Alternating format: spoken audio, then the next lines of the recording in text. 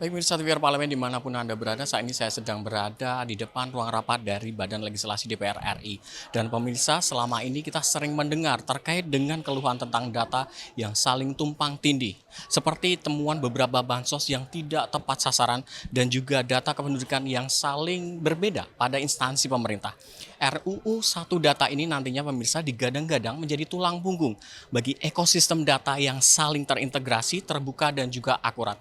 Dan pemirsa, di balik optimisme yang dibawa RUU ini timbul beberapa pertanyaan. Salah satunya yaitu sejauh mana regulasi ini membawa keamanan data bagi masyarakat Indonesia. Dan untuk membahasnya telah bergabung bersama saya salah satu dari anggota Badan Legislasi DPR RI yaitu Bapak M. Syadik Pasadigu dari fraksi Nasdem. Bapak, dalam forum RDPU, Bapak juga menyampaikan pengalaman betapa amburadulnya data untuk koordinasi bantuan bencana. Apa saja catatan Bapak terkait dengan tata kelola manajemen data tersebut, Pak? Ya, saya yang pertama melihatnya begini.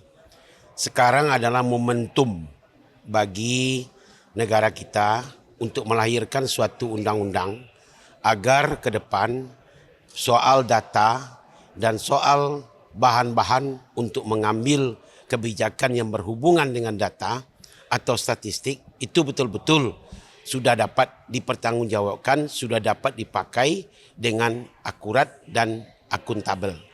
Dan yang kita alami selama ini, data-data itu tidak ada yang seragam. Dan ego dari masing-masing yang punya tanggung jawab itu juga berbeda-beda. Jadi dengan adanya kita membahas undang-undang ini sekarang, dapat hendaknya kita lahirkan suatu undang-undang yang dapat menjamin data itu tidak amburadul seperti sekarang. Seperti ada bantuan-bantuan sosial. Bantuan-bantuan sosial itu datanya pun berbeda-beda. Ada yang memakai data dari kependudukan, ada yang memakai data dari KPU, ada data yang dari Departemen Sosial. Itu semuanya tidak ada berbeda. Sehingga rakyat di bawah dirugikan. Ada yang masuk, ada yang tidak. Ada yang patut menerima, tidak menerima. Ada yang patut tidak menerima, tidak. Ada yang patut menerima, tidak menerima.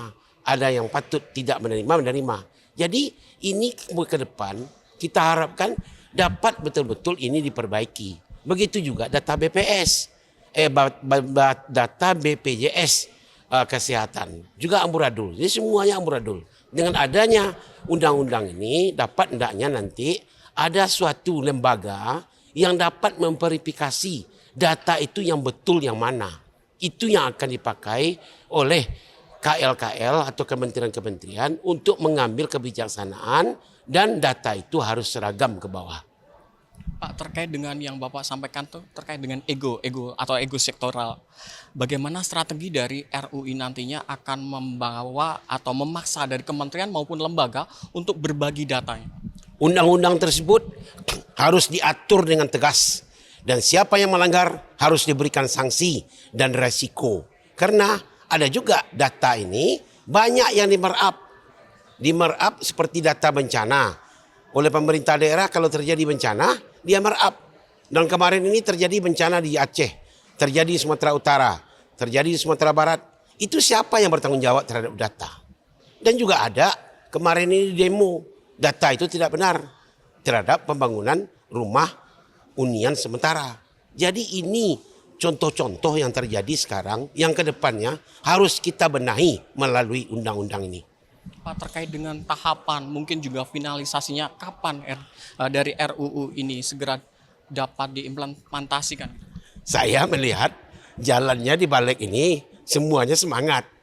Jadi kita berdoa dan kita mendorong supaya undang-undang ini cepat selesainya dan tentu memang harus kita cek betul semuanya apakah sudah terangkum nanti di dalam undang-undang itu semua permasalahan-permasalahan. Jangan nanti selesai undang-undang ada juga yang tertinggal lain lagi masalah yang muncul.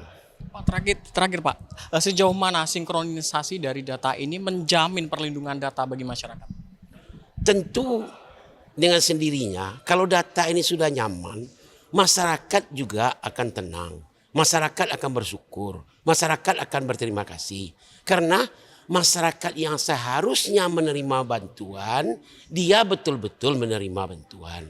Jangan sampai ada yang tidak pantas menerima bantuan, tapi dia menerima bantuan. Karena ketidakakuratan dari data itu di data. Oke, siap. Terima kasih Bapak Sadi. Iya, Selamat bertugas kembali Bapak. Baik pemirsa, demikianlah wawancara saya dengan salah satu dari anggota Badan Legislasi DPR RI, yaitu Bapak Sadik. Terima kasih atas perhatian Anda dan saya kembalikan ke rekan saya di studio.